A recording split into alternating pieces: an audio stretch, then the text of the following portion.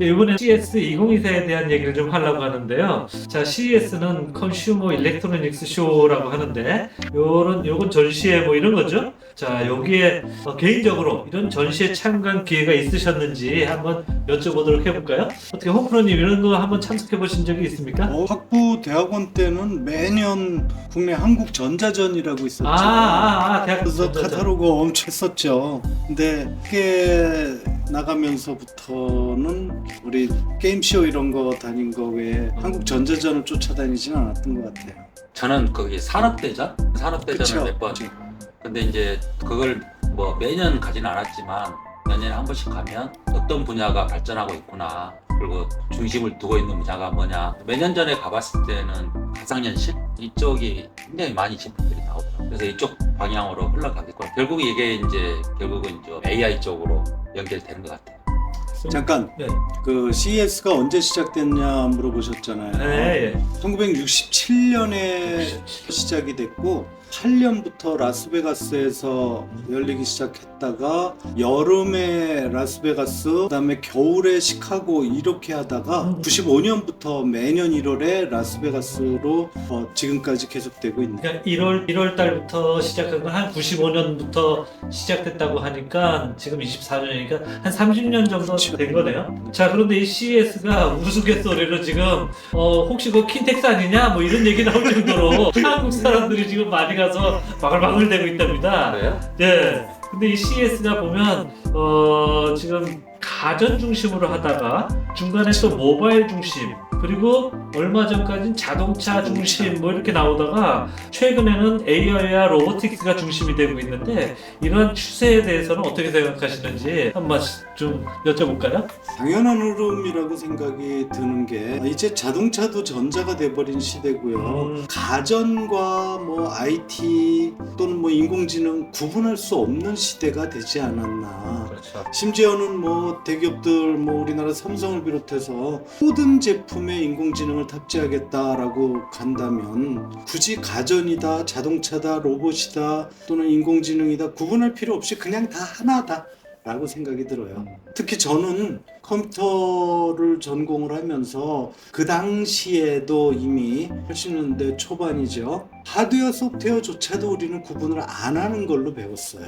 필요에 따라서 하드웨어로 구현을 하든 소프트웨어로 구현을 하든 아니면 뭐 펌웨어가 되든 두 가지가 합쳐지든 그렇게 구현을 해 나가는 게 기본이다라는 관점에서 본다라고 하면 지금은 모든 산업이 다 인공지능과 연결이 되는 그런 시대로 가니까 뭐 당연한 주제 변동이라기보다는 발전 그렇게 보는 게 옳지 않을까 싶습니다. 김프로님도 동의하시고? 동의하고요. 지금은 이제 MR이라고 그러잖아요. 믹스드 리얼리티라고 해서 아무래도 지금 어떤 한 분야라기보다는 이게 혼재되어 있고 이런 세상에 그래서 뭐 자동차 중심 이게 보니까 자동차에 우리가 AI가 다 적용이 되어 있고 이제 앞으로는 뭐 자동화 시대가 5 버전으로 이제 가는 시대가 되면서 우리가 운전할 필요가 없어지고 핸들이 없어지고 이런 세상이 되면서 이제 그러한 것들이 더 혼재되어 있는 이런 세상이 됩니다. 자동차를 심지어 뭐 어느 기사를 봤더니 굴러다니는 스마트폰이라고 심지어 그렇게도 표현하고 그렇죠. 있는데 뭐 지금 추세는 그렇게 가고 있어요.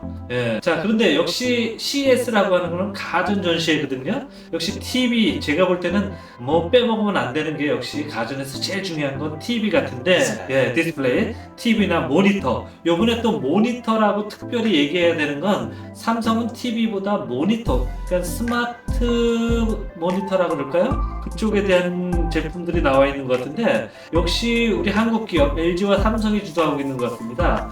요 삼성과 LG 여기에 요번 TV나 모니터에 대한 그 기사나 뭐 이런 거 보신 적은 있는지 한번. 네. 저는 뭐 투명 오.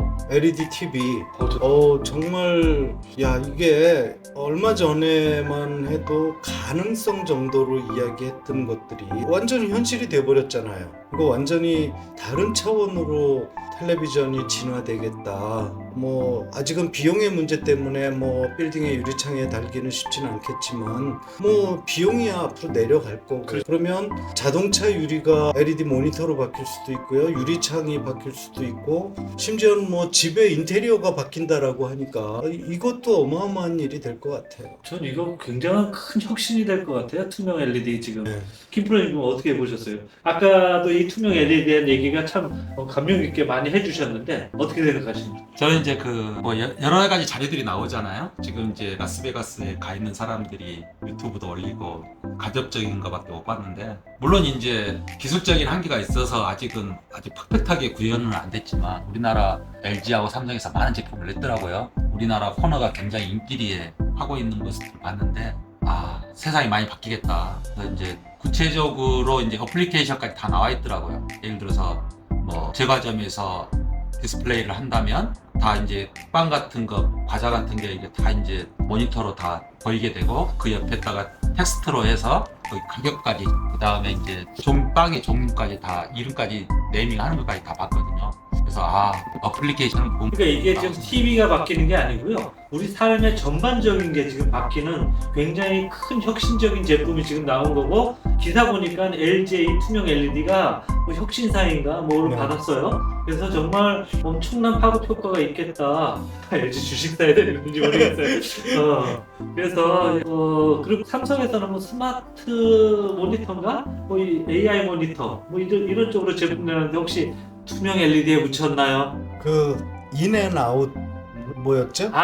그 360도 돌아가는 그 네네네. 폴더. 사실 폴더블 스마트폰의 선두주자고 중국이 맹추격을 하고 있지만 기술 격차가 있었잖아요.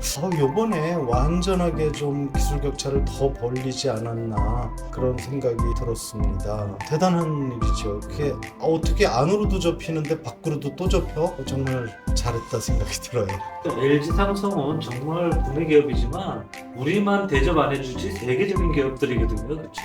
기술이 발전하고 있는데 참 중국의 맹추격이랄까? 그런 것도 굉장히 힘든, 그러니까 거기는 국가적인 어떤 지원이 있고요. 그 다음에 워낙 인구가 많기 때문에 또 뛰어난 인지도 좀 있을 거예요. 기술 유출이라는 측면도 이렇게 매스컴에 나오긴 하는데, 그런 것들도 어떤 거리를 두고 우리가 빨리 이제 발전해 나가야 된다라는 그런 거, 안 그러면 따라잡히겠다라는 생각은 CES였어요. 이거 얘기하다 보니 또 교육으로 가는데, 우리나라에 정말 젊고 능력 있는 인재들이 의대로만 가지 말고 이런 공업계 또 과학계로 와서 이 소재나 아니면 어플리케이션 개발에 좀 더 똑똑한 젊은이들이 많이 참여하면 좋겠는데 안타깝습니다. 의대 뭐 이거 돼서 지금 입시도 그런 쪽으로 흐르는 것 같은데, 그러면은 참 많이 걱정되죠. 거기에다 또 R&D 예산도 삭감하고 있잖아요. 그렇죠. 뭐 돈에 대한 얘기 나오니까. 아니 뭐 의사도 인공지능 의사가 지금 뭐 국내도 엄청나게 연구하고 있고, 그 IBM의 왓슨 같으면 우리나라에도 뭐 요즘은 더 늘었는지는 모르겠지만 17개 종합병원이 도입해서 진단하고 판정하는데 활용한다고 하는데, 의사들 세계도 물론 의사들도 똑똑하고 머리 좋고 정말 실력 있는 의사들 있어야 되지요. 그런데 너무 쏠리지는 않았으면 좋겠어요. 인공지능이 판정했던 신뢰감이 판정률에서도 뭐 통계로도 더 앞서지만 실제 환자들이 그렇다고 해요. 어떤 뭐 자기 주치의가 이야기를 하면서 인공지능 왓슨도 이런 판정을 내렸고 이런 치료법을 추천합니다라고 할 때 더 신뢰가 간다는 거죠. 제가 이제 보는 견지는 의료의 발전이 과연 우리가 순수하게 생각하는 의료의 발전이냐, 그런 관점은 좀 아니라고. 그래서 어떤 기술의 발전 아니면 인공지능이라든지 이러한 AI를 기반으로 하는 이런 기술들이 발전했기 때문에 의술이 발전하는 거예요. 그렇죠. 저는 이제 그런 관점에서 봐요. 그래서 과연 의사들이 순수하게 의학의 발전에 얼마나 기여를 했는지, 이런 것들은 조금 퀘스천 마크예요. 지금 우리 하고 있는 주제하고 조금 동떨어지는 것 같아서, 일단 만약에 우리 김 대표님이나 홈프로님께서 대학원생이다. 자, 김 대표 아닌데.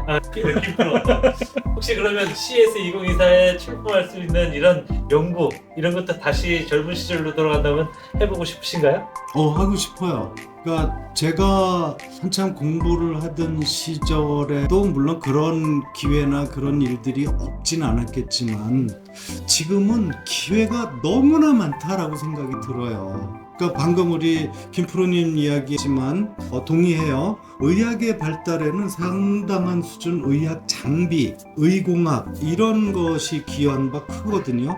근데 조금 더 넓혀서 생각을 해본다 그러면 지금 뭐 GPT만 해도 그렇고 다른 인공지능이나 이런 것들을 해서 뭔가 새로운 걸 만들어낼 기회가 너무나 많다. 그런 측면에서 좀 도전해봤으면 좋겠어요. 젊은 사람들 특히 또 공학 이쪽으로 좀 많이 지원해서 자기의 뛰어난 능력을 한번 발휘해 보시기 바라겠고요. 자, 이번에 CS2024에서는 특별히 또 특히 AI 분야가 등장하고 주목받고 있고요. 또 로보틱스, 모바일 이런 분야들이 지금 각광받고 있는데, 자, 여기에 우리 일상생활과 산업에 어떤 변화를 가져올 것으로 보이는지 먼저 여쭤볼까요? 우리 홍 프로님은 어떻게 생각하세요? 저는 집에 로봇 청소기가 거실 방방이 구석구석 다니면서 청소를 해주고 있어요. 네. 그 로봇 청소기를 산 지 거의 한 10년 된 것 같아요. 네. 편해요. 자, 근데 집에서 로봇 청소기 정도야 그래도 빤하게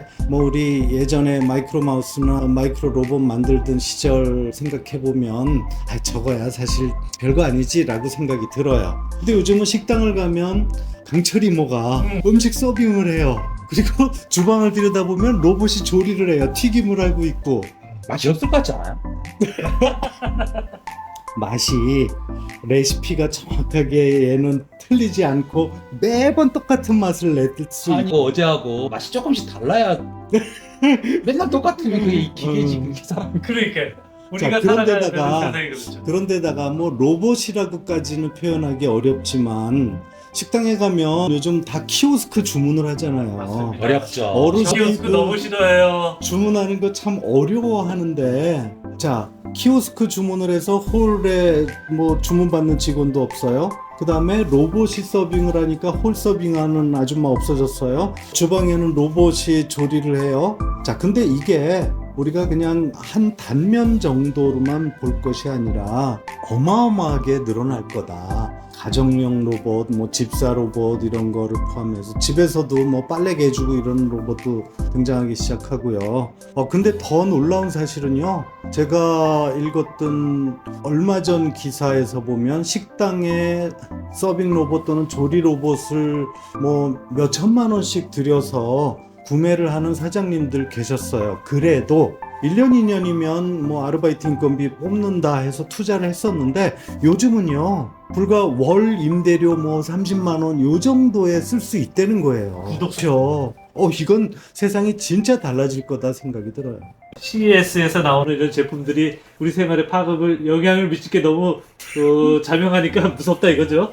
내 경쟁 상대가 로봇으로 생각하시는 거 아니에요? 조금 다른 주제 같은데 네. 개인정보 보호 이런 것도 굉장히 어떤 GDP의 발전에 저해가 되는 요소가 되지 않을까라는 생각이 우리나라가 또 그래요. 왜 그러냐면 지금 CES에 출품된 보니까 촬영을 해요. 그런 사람들을 사람들을? 촬영을 해요. 어떤 광고를 띄웁니다. 아. 그랬을 때 그 광고를 보는 사람이 몇 명인가를 체크를 해요. 그리고 물론 이제 그 전에 남자가 몇 명이고 여자가 몇 명이다 이런 전체 인원까지도 다 파악을 하고 남자가 많으니까 남자가 좋아하는 그 나이대의 남자가 좋아하는 광고를 틀어주고 과연 남자들이 많이 보는지를 측정을 합니다. 그러고 나서 이런 광고 효과를 측정하는 거죠. 이런 것들이 과연 개인의 허가를 받고 동의를 받고 이게 그런 데이터를 얻는 이런 저는 좀 것들도 생각이 다른 게 지금 우리 김프로님 말씀하신 거 정도는 개인정보 보호의 영역이 나중에 조금 어렵지. 민주제면 그게 그렇죠. 만약에 네. 백화점을 쇼핑을 하고 있는데 뭐 하면서 나한테 직접 뭔가 추천을 한다. 이거는 개인정보 문제가 될 수 있겠죠. 근데 그냥 군중 정도를 가지고 하는 것까지는 아닐 거라고 보고요.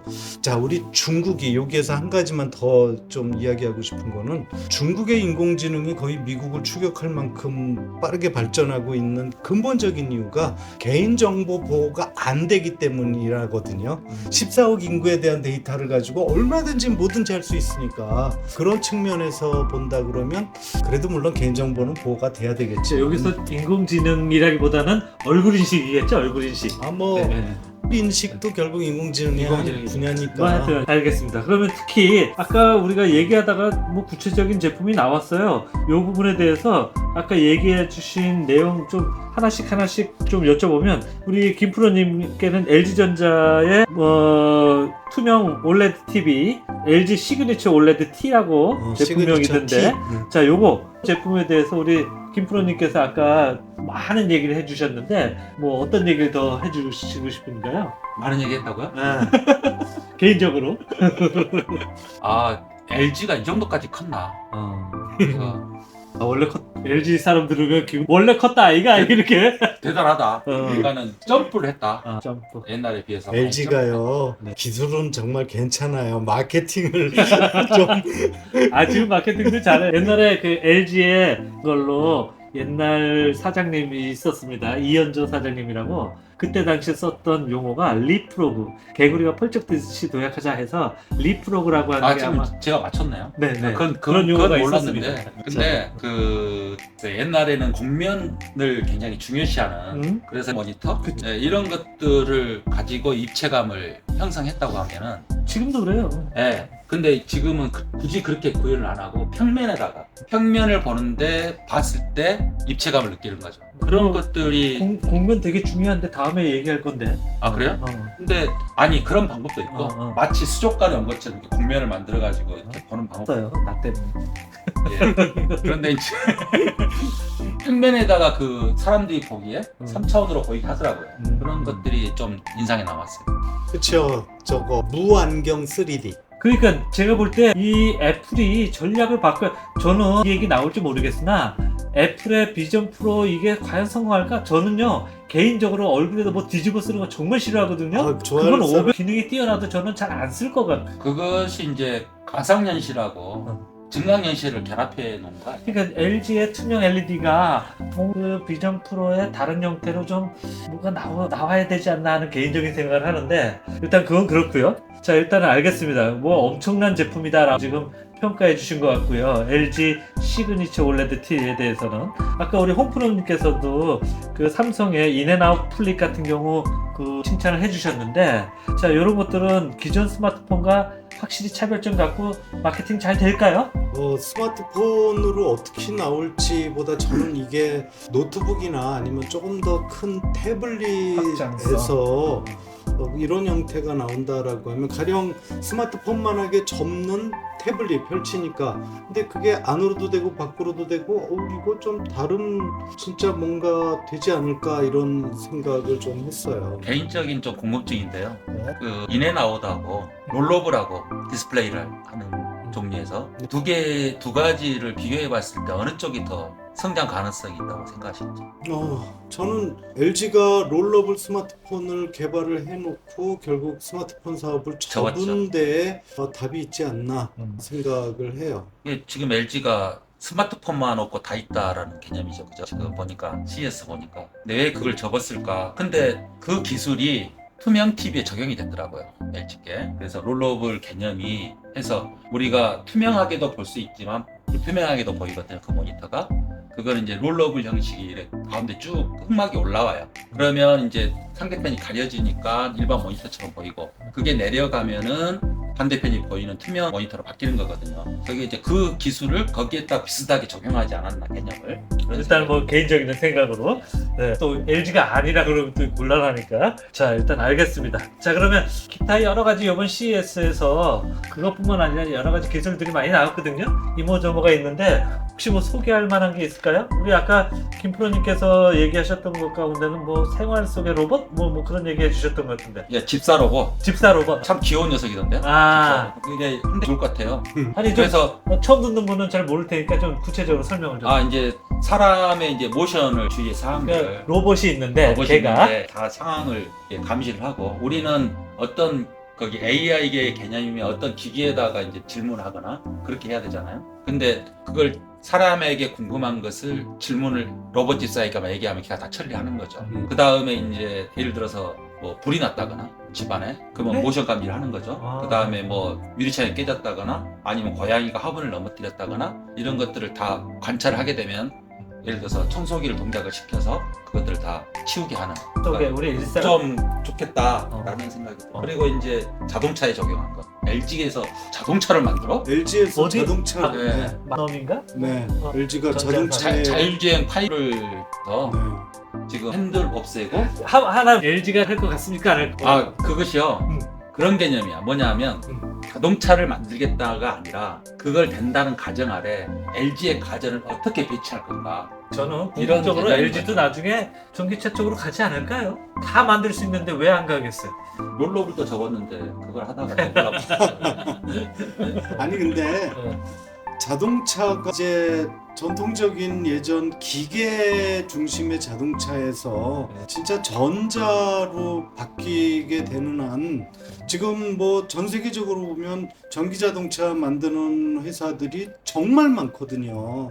LG라고 못할 거다 생각이 들고 자동차에 진짜 엔진만 빼고 예전 그 화석연료를 쓰는 엔진만 빼고 다 할 수 있는데 왜 안 할까요? 근데 저는 이제 어떤 느낌을 받았냐면 모델하우스의 개념을 받았어요. 이런 자동차가 있다라는 가정 아래 거기에다가 나의 제품 어떻게 심을 것인가. 물론 이제 갈 수는 있겠죠. 근데 이제 거기에다가 이제 나의 제품을 어떻게 팔아먹을 건가의 개념이 있는 것 같고요. 그 다음에 이제 캠핑카도 LG에서 만들었어요.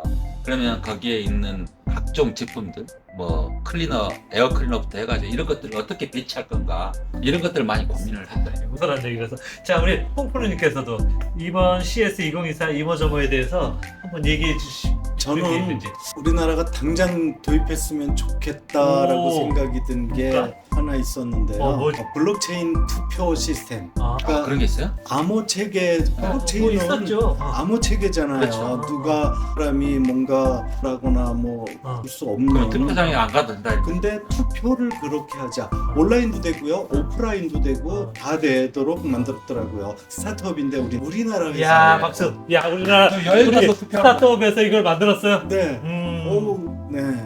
그러면 뭐 얼마 전에 뭐 국정원에서 선관위 뭐 하면서 나왔었던 그런 얘기도 좀 살아 있지 않을까 싶고요. 당장 투표는 아니더라도 어떤 조직의 의사결정이나 이렇게 해서 한번 신뢰성을 충분히 입증이 되면 네, 그것도 충분히 좋은. 근데 이제 수작업만 믿는 세상인데. 또 그렇게 또 투표는 또 그렇게 돌아갈 수 있죠. 대만이 또 그렇다고 하고 이번 우리나라도 수작업을 많이 한다고 하는데 한번 지켜보도록 네. 하고 기술의 발전을 따라가야죠. 수작업이라는 거 개념을 좀 달리해야 될 것 같아요. 그러니까 예전 지금 뭐 전자 개표기 이런 게 생기기 전에 수작업은 일일이 세는 거를 우리 수작업이다라고 정의했다면 지금 이야기 나오는 수작업은 사실상 그걸 하는 건 아니에요. 기계 개표기가 다 한 거를 확인하는 작업을 하는 거지. 일단 지금 이제 제가 그 얘기는 여기까지. 제가 좋아 야구도 다 이제 바뀌더라고요. 그 스트라이크 아웃 판정도. 그 심판이 뭐 바뀌는 것 같아요. 예. 그 얘기 나오니까 생각났는데 그래, 이게 이런 게 재밌지. 아시안컵에 아. 그 오프라인 판정 시스템을 맞아, 남자도. 우리 손흥민 오프라인 그 오심 때문에 몇 골이나 뺏겼어요. 그쵸. 근데 그거를 완전 자동으로 판정을 하게 한다는 거죠.